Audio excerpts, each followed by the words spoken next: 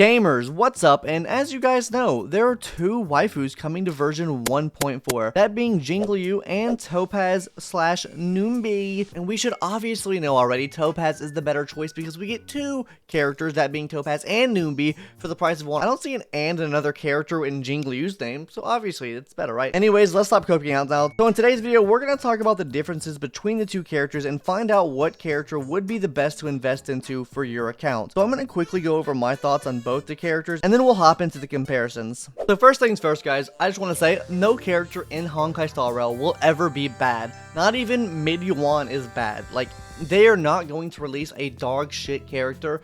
So just so you know, just as a disclaimer here, no character in the game is bad. Every character is going to be good in at least their own perspective role. Both of these being DPS characters, they're both going to be good at DPS. I do think one supports something else more, but we'll talk about that in a little bit when we get into like a future proofing section of this video, right? So with that out of the way, I think both characters are absolutely great. I think Jingliu has a massive attack buff, and Topaz is really good for follow-up characters, right? But gamers, before we talk about all the value that Jingliu and Topaz can bring to your account, let's go ahead and talk about why you should be subscribing to the video, because if you've made it to this point in the video, then I've maybe captured your attention. Maybe my thumbnail popped out to you or something like that. So if you could, please hit the subscribe button down below. It really helps the channel out. And maybe it would help giveaways in the future, right? Anyways, let's hop back into the video and talk about all the value that Jingliu will bring to your account. Starting off with Jingliu first. So basically how this is going to be structured is we're going to have a great value, decent value, and small value categories. This is going to go based off of the characters you have on your account already.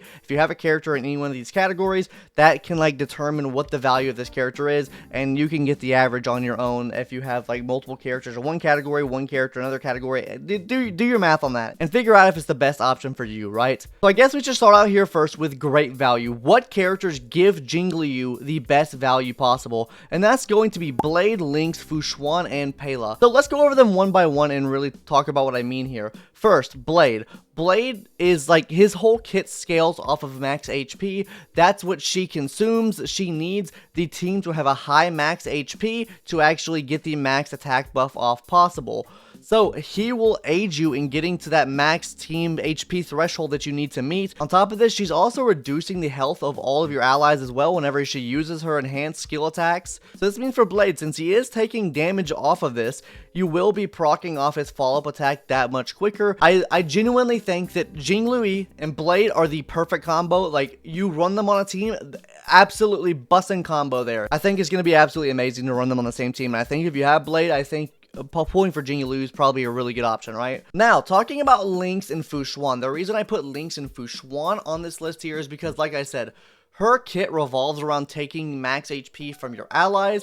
This will boost their max HP up. But we're not going to talk about leaks or anything like that, so I can't give you guys actual numbers, right? But if we were to have an estimation, right? Let's estimate that your team would need like 10,000, around 10,000 HP as far as your other three people in your team would need that much HP as a whole to actually get her max attack buff off. Let's just say that, right?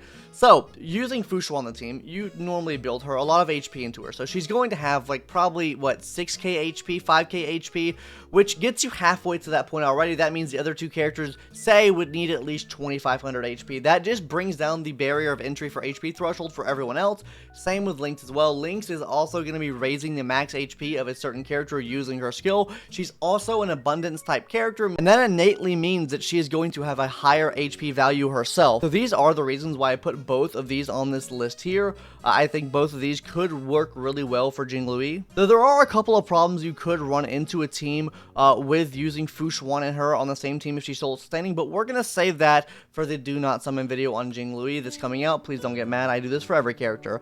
And then finally, of course, Pela. Pela is an ice character. She pairs super nicely with Jingliu. She brings the defense down of all the... She defensively shreds all the enemies. She also will help shield breaking enemies as well, get them lower on shield. She's just a really good option to run. You could technically run a mono ice team with this, and that kind of leads us into our second point here, which is going to be the decent value category. Now, the only thing I have for decent value here is if you already have a fully built ice team, right? So if you have a full ice team, I'm saying even Herta as well, if you have a full ice team, like a mono ice team, and it's doing really well for you, and you've already put all these resources into it, she would bring decent value. She wouldn't bring the best value because, of course, you already have all of these characters built. You poured all of these resources into these characters, meaning you're replacing one of those characters now, which means it's kind of like a waste of resources, right? So she will bring decent value to a fully built ice team. I don't think she brings the most value there, but I do think she still brings a good amount of value, right? Now, with that out of the way, let's talk about a scenario where she brings the least amount of value to your account.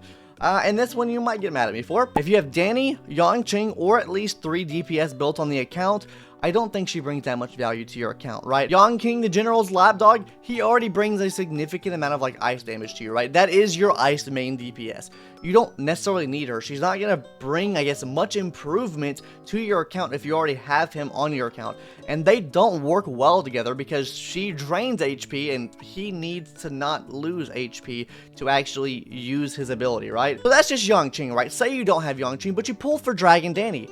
Why wouldn't she bring value to your account if you have Dragon Danny? Well, first of all, Dragon Danny, like, you wouldn't use them on the same team at all, right? So, I mean, I guess there's a scenario where you could throw her on one team and have Dragon Danny on another team. But the thing is, right, if you're not facing an ice enemy, I don't think she'll be able to brute force everything like Danny is able to do. I think Danny is a perfect example of just like a character they made a little bit too powerful, and he can just kind of brute force his way through just about any content in the game.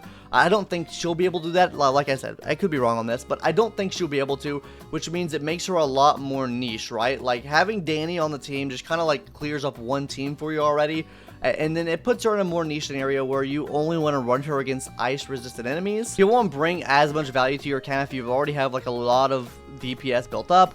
And that's just my opinion on that. But you guys tell me in the comments below what you think of this right here as far as the value that she brings to your account. Now, as far as the value that Topaz will bring to your account, I think that the great value category is really stacked with a lot of 5 stars, right? Because she relies on a lot of follow-up attacks, right? Well, she doesn't really rely on it, but it helps a lot if you have follow-up attack characters, aka Jingliu, Himeko, Clara, and obviously on the great value category you have Asta as well. The reason I have Asta up here is because Asta boosts fire damage. So if you have a well-built Asta, she does bring great value to your Topaz because she is boosting that fire damage and she boosts your speed, which means you can make the follow-up attacks go more and then she can use that buff more. A whole thing with that. We'll talk more about Topaz closer to when she releases, when we have more information on her. But yes, Asta brings a lot of value here. Now, I say Jingliu as well. Our great general, Jingliu. Yes, he does, his whole thing is follow-up damage. Like, most of his damage doesn't come from his skill or his ult. It comes from the Lightning Lord. So if you can increase that follow-up damage, it is going to help him out a lot. And I think in this case, she future-proofs your account a lot, but I will talk about that in a little bit. Himeko also does a lot of follow-up attacks as well. She's also a fire type, meaning you probably throw Topaz, Asta, Himeko on the same team together and run close to like a mono fire team. Even you could run Fire MC and maybe that'll work. Surely it will. Right now, you probably need like a healer, right? But I mean, you could run very close to a mono fire team, and Asta's gonna be shredding enemy shields. Himeko's gonna be shredding enemy shields, and then Topaz is gonna be shredding enemy shields, which we'll talk about break effect here in a second. But finally on this list is going to be Clara. Yes, Clara's whole shtick is also follow-up attacks. So if you're facing a boss and the boss hits you, that means Clara's gonna do even more damage. We've already seen the amount of damage that Clara can do. She has like 50, 60k on follow-up attacks sometimes, right? 70k even. And with this follow-up attack boost, she'll be doing even more. So yes, Clara does work really well with Topaz. Now, as far as decent value, Hook and Asta as well. And the reason I say Asta here is because of break effect. Because if you already have a break built Asta, or you've already built your Asta as a break effect type character, and you already have like a lot of break characters on, like this fire team you're running, you can run into some issues here because the follow-up attacks will proc off with her by using just normal attacks on the enemy that's marked. Meaning it's going to be really hard to time your breaks with Asta if that's your main breaker on the team. So if that's the case, you might want to change her off of break effect Asta into some more of like a support Asta or something like that, right? Also, I say Hook here as well. We're getting Hook for free in this next patch, and I think if you build Hook up correctly and good, I'll have a build guide coming out on Hook in a couple days from now. Actually, probably a day or two from now, I'll have a Hook build guide out. And I think Hook is absolutely amazing. I think Hook is great. grade A even. She is really, really good, and I think if you build her correctly, she does a massive amount of damage. But let's talk about the smallest value. In what scenario would she bring the smallest amount of value to your account? If you've already built a ton of other hunt characters and or DPS characters, I just use hunt here. It's basically the same as 3 plus DPS, 3 plus hunt. If you've already built them, she doesn't bring as much value because you've already poured so much resources into all these other hunt characters. And then also with this, if you don't have any follow-up characters on your account, that means if you're missing Clara, Himiko, and Jingliu, she doesn't bring as much value to your account because she relies on those follow-up attack characters. Now, with that being said, for both of them, I do think both still offer really good benefits to your account. I'm going to go ahead and throw up here on screen now, basically just the side-by-side comparison to both of them here, so you guys can get a screenshot, whatever you want to do with it. But I'm going to use this opportunity to talk about future-proofing of your account. I personally think that Jingliu is going to hold less value in the future that someone like Topaz would have. I think as of right now, when they get released into the game, I do think Jingliu is going to be better than Topaz. I do think in the future that Topaz will be better than Jingliu, just for the fact that Topaz raises the follow-up attack damage for anyone that does follow-up attacks. She has an extra utility to your kit.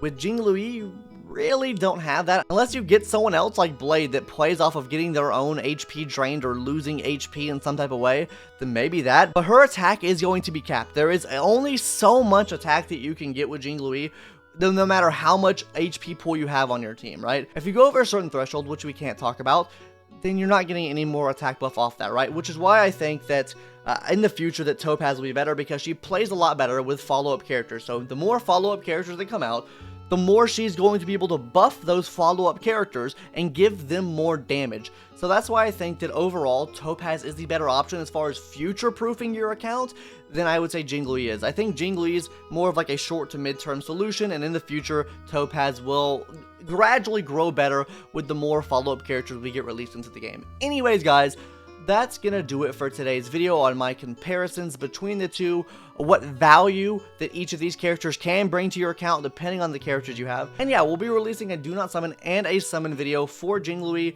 in the next coming days here. On top of that, we'll be releasing a hook build guide as well, and some other wild and wacky content like a tier list too. So subscribe if you haven't already. I would really appreciate it. And yeah, that's gonna do it for today's video. Bye guys, see you later, have a good one. Beep, beep.